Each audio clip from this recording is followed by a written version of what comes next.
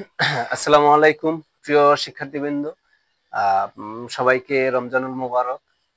তো আমরা বিগত ক্লাসে হিসাব বিজ্ঞানের এ সমান সমান এল প্লাস ওই অর্থাৎ লেনদেনের চ্যাপ্টারের অঙ্কগুলো করতেছিলাম। তো তার আগে মানে অঙ্কগুলো করতেছি এবং পাশাপাশি এই অঙ্কগুলোর মাধ্যমে আমরা হিসাব সমীকরণে আপনাদের পরিচয় করে দিব আজকের ক্লাসের মাধ্যমে, যে কোনগুলো হচ্ছে সম্পদ, কোনগুলো হচ্ছে কি দায় এবং কোনগুলো হচ্ছে কি মালিকানা সত্ত্বের পরিমাণ। অর্থাৎ এই শক্তির মাধ্যমে আমরা আপনাদেরকে দেখানোর চেষ্টা করব যে হিসাব সমীকরণে কোনগুলো সম্পদ এবং সম্পদে আপনি কোন কোন এন্ট্রির মাধ্যমে বা কোন কোন নামের মাধ্যমে আপনি চিনতে পারবেন যে এগুলো হচ্ছে সম্পদ, কোন কোন এন্ট্রি বা কোন কোন হিসাব খাত বা নামের মাধ্যমে চিনতে পারবে যে দায় ঘরে কোন পাশে যায়, এবং মালিকানা সত্ত্বের ভিতরে কোন কোন অঙ্কগুলো যায় সেগুলো আমরা আজকে হিসাব সমীকরণের মাধ্যমে কি আজকে মানে এই বক্সের মাধ্যমে দেখাবো। এবং এই বক্সটা আপনারা যদি ফলো করেন আশা করি হিসাব বিজ্ঞানের মানে এ সমান সমান এল প্লাস ও এর মোটামুটি 60% আপনার কাভার হবে। অর্থাৎ হিসাব সমীকরণের যে খাতগুলা, অর্থাৎ এর সম্পদের ঘরে কি কি যেতে পারে, দায়ের ঘরে কি কি আসতে পারে, মালিকানা সত্ত্বের ঘরে কি কি যেতে পারে, সেই খাতগুলো আমরা আজকে দেখানোর চেষ্টা করব। তো সম্পদের ঘরে আপনারা দেখেন সম্পদের ঘরে কি কি যেতে পারে। সম্পদের ঘরে যেতে পারে নগদ, ব্যাংক, আসবাবপত্র, কলকবজা ও যন্ত্রপাতি, দেনাদার, প্রাপ্য হিসাব, প্রাপ্য বিল, অফিস সরঞ্জাম, অফিস সাপ্লাইস। এই হিসাবগুলো আপনার হচ্ছে সম্পদের ঘরে যায়। এরপরে হচ্ছে পাওনাদারের ঘরে কি কি যেতে পারে। পাওনাদারের ঘরে যেতে পারে দায়ের ঘরে। এই যে দায়, এটা হচ্ছে সম্পদের ঘরে আপনার কি কি গেছে আমরা এটা লিখলাম, আর দায়ের ঘরে কি কি যায় সেটা আমরা লিখবো, আর মালিকানা সত্ত্বের ঘরে কি কি যায় সেটা আমরা কি দেখবো। তো দায়ের ঘরে যায় হচ্ছে পাওনাদার, প্রদেয় বিল। দায় মানে হচ্ছে আমাদের কাছে কেউ টাকা পায় প্রতিষ্ঠানের কাছে, আর প্রতিষ্ঠানের কাছে যারা পায় সেটা হচ্ছে কি আমরা দায়বদ্ধ, এই জন্য এটা এল এল মানে হচ্ছে দায় বা লায়াবিলিটিস।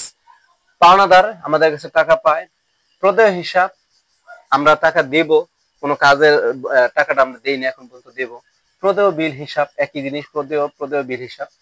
ঋণ আমরা যদি কারো কাছ থেকে ঋণ আনি, কোনো ব্যক্তি প্রতিষ্ঠান কারো কাছ থেকে ঋণ আনলে সেটা হচ্ছে দায়ের ঘরে যাবে। ব্যাংক ঋণ সেটা হচ্ছে দায়ের ঘরে। বকেয়া খরচের বকেয়া বা বকেয়া খরচের বকেয়া, কোনো খরচ সমূহের কোনো খরচ সমূহের যদি বকেয়া থাকে, টাকা দেই নেই, রয়ে যায়, সেক্ষেত্রে সেটা হচ্ছে দায়ের ঘরে যাবে। সেটা হচ্ছে কি দায়ের ঘরে যাবে।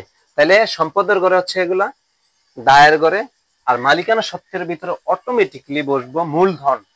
মূলধন মালিক ব্যবসা যে টাকা নিয়ে ব্যবসা শুরু করবে সেই মূলধনটা মালিকানা সত্ত্বের ঘরে যাবে। আর উত্তোলনটা হচ্ছে মূলধন থেকে বাদ। মালিক যদি টাকা উত্তোলন করে, মালিক যদি পণ্য উত্তোলন করে, সেক্ষেত্রে সেটা মূলধন থেকে কি হবে বাদ।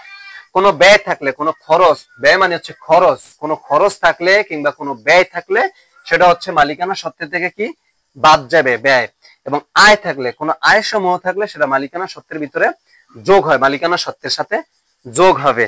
তাহলে মূলধন এটার সাথে উত্তোলনটা বাদ, ব্যয়টা বাদ এবং আয়টা কি যোগ হয়। ঠিক আছে, এটা হচ্ছে মালিকানা সত্ত্বের ঘর, এটা হচ্ছে পাওনাদারের দায়ের ঘর, এটা হচ্ছে সম্পদের ঘর। এই যে সম্পদ সমান সমান দায় সমান সমান মালিকানা সত্ত্বের ঘর।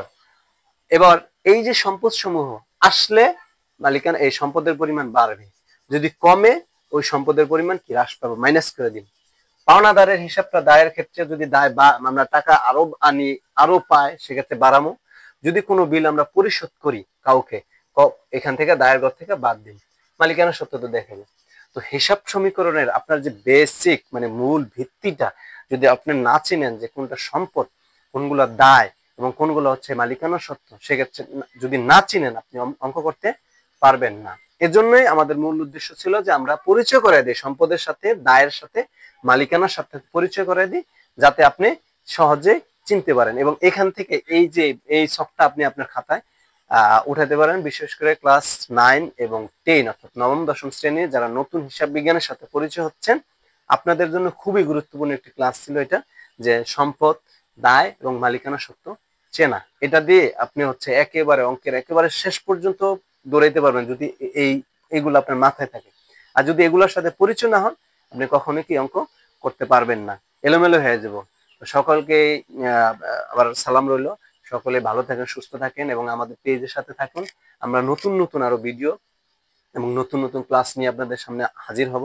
এবং আপনাদের কোনো সমস্যা হলে কোনো ক্লাসের আমাদেরকে জানাতে পারেন। হুম, আমরা চেষ্টা করব আপনাদেরকে ওই ক্লাসগুলো সমাধান করার জন্যই, আপনাদের জন্য আমরা ইনশাল্লাহ আছি। এবং আপনাদের যে কোনো প্রশ্ন আপনারা কমেন্ট বক্সে করবেন এবং আপনাদের সহপাঠীদেরকে এই ভিডিওগুলো শেয়ারের মাধ্যমে জানিয়ে দেন যে এখানে হিসাব বিজ্ঞানের যে মোটামুটি ক্লাসগুলো হচ্ছে তারাও শিখুক। আপনারা সকলেই ভালো থাকেন, সুস্থ থাকেন। আসসালামু আলাইকুম রহমতুল্লাহি বারাকাতুহু।